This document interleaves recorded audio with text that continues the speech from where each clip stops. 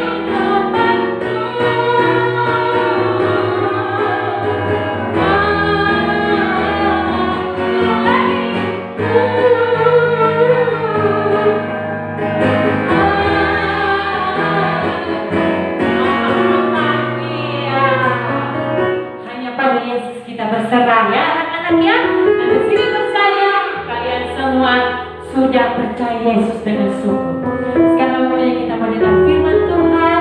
Sungguh-sungguhlah sama Tuhan. Haleluya, puji Tuhan. Yesus sahabatku, dia mati bagiku. Semua orang yang siapkan hati dengan firman Tuhan. Yesus sahabatku, kau mati bagiku.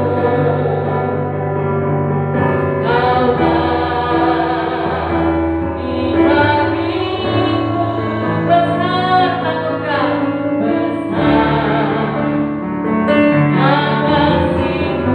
sahabat dan Tuhanku, sahabatku besar nanti,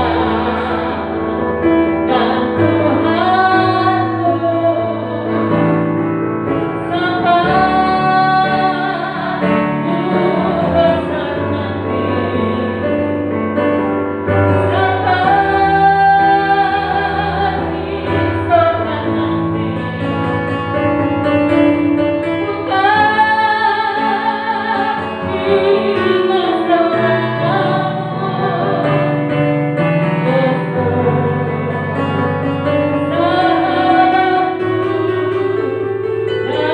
di sorga nanti, Tuhan Yesus, kami siap dengan firman-Mu, biar kami mengerti, kami lakukan di dalam nama Tuhan Yesus Kristus. Kami percaya Tuhan akan tolong kami menjadi anak-anak yang luar biasa melakukan firman Tuhan. Dalam nama Yesus kami berdoa. Haleluya, puji Tuhan. Amin. Kita siap dengan firman Tuhan. Anak-anak duduk yang rapi, siapkan Alkitabnya. Kita dengar firman Tuhan baik-baik ya. Oke?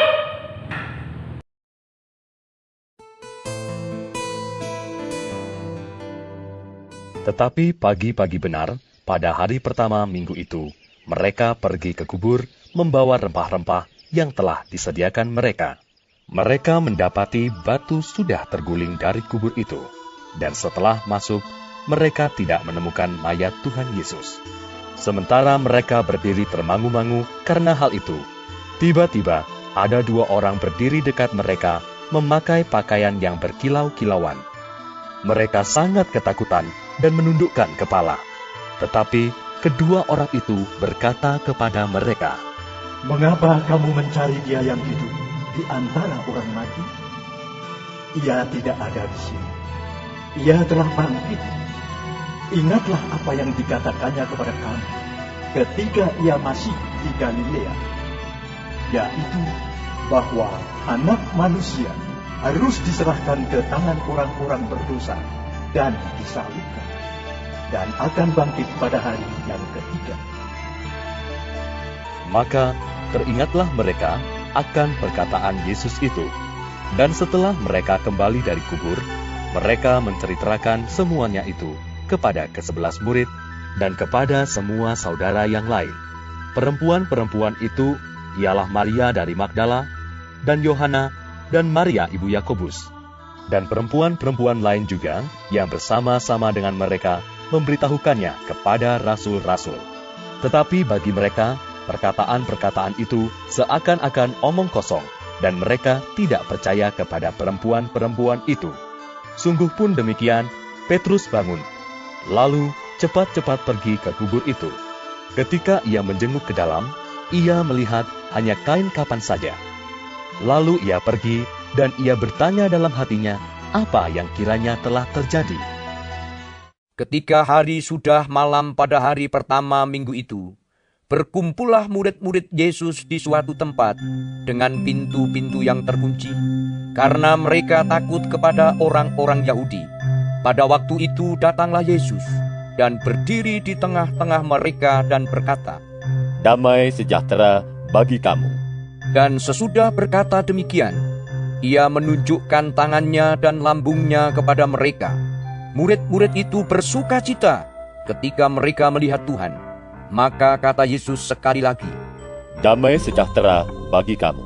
Sama seperti Bapa mengutus aku, demikian juga sekarang aku mengutus kamu." Dan sesudah berkata demikian, ia mengembusi mereka dan berkata, Terimalah Roh Kudus. Jikalau kamu mengampuni dosa orang, dosanya diampuni. Dan jikalau kamu menyatakan dosa orang tetap ada, dosanya tetap ada. Tetapi Thomas, seorang dari ke-12 murid itu, yang disebut Didimus, tidak ada bersama-sama mereka ketika Yesus datang ke situ.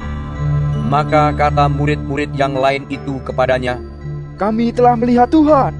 Tetapi Thomas berkata kepada mereka, Sebelum aku melihat bekas paku pada tangannya, dan sebelum aku mencucukkan jariku ke dalam bekas paku itu, dan mencucukkan tanganku ke dalam lambungnya, sekali-kali aku tidak akan percaya. 8 hari kemudian, murid-murid Yesus berada kembali dalam rumah itu, dan Thomas bersama-sama dengan mereka. Sementara pintu-pintu terkunci, Yesus datang, dan ia berdiri di tengah-tengah mereka, dan berkata, Damai sejahtera bagi kamu. Kemudian ia berkata kepada Thomas, Taruhlah jarimu di sini, dan lihatlah tanganku. Ulurkanlah tanganmu, dan cucukkan ke dalam lambungku, dan jangan engkau tidak percaya lagi, melainkan percayalah. Thomas menjawab dia, Ya Tuhanku dan Allahku.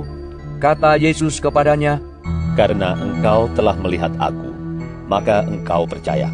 Berbahagialah mereka yang tidak melihat, namun percaya. Lalu Yesus membawa mereka keluar kota sampai dekat Betania. Di situ ia mengangkat tangannya dan memberkati mereka. Dan ketika ia sedang memberkati mereka, ia berpisah dari mereka dan terangkat ke sorga. Mereka sujud menyembah kepadanya, lalu mereka pulang ke Yerusalem dengan sangat bersuka cita. Mereka senantiasa berada di dalam bait Allah dan memuliakan Allah. Kalian sudah dengar firman Tuhan kan? Sudah dengar cerita firman Tuhan yang luar biasa. Kalian harus percaya bahwa Yesus naik ke surga menyiapkan tempat buat anak-anak sekolah GPDI Efata. Ya, kalian harus yakin. Itu sebabnya selama kita menanti Yesus datang pada kali yang kedua, anak-anak harus tetap hidup yang baik, hidup yang benar, hidup tidak berbuat dosa, tidak berbohong, tidak mencuri, tidak melawan orang tua, tapi rajin ke gereja, rajin berdoa, rajin baca Alkitab. Haleluya. Semua kita nyanyi sampai ku besar nanti. Sampai ku besar nanti. Sampai di surga nanti. Ku kan ingat selalu Yesus sahabatku dan Tuhanku.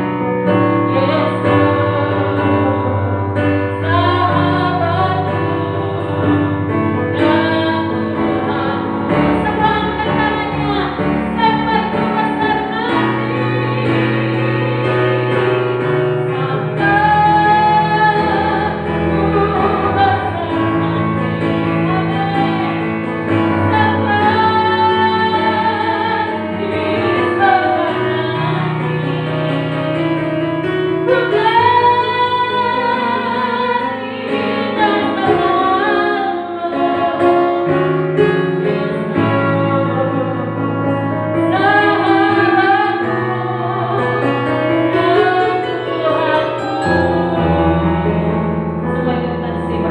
Tuhan Yesus, terima kasih. Kami sudah ibadah, kami percaya nama Tuhan dipuji dan disenangkan. Tuhan berkati anak-anak sekolah minggu GPDI Efata Tamangelang. Beri sehat, beri kuat, beri kepintaran, beri kecerdasan, hidup baik, hidup berkenan di hadapan Tuhan, memuliakan nama Tuhan. Jangan lindungi, tetap fokus dengan kuasa dari Yesus. Kami percaya Engkau menolong anak-anak sekolah minggu. Dalam nama Yesus kami sudah berdoa dan akhiri ibadah ini.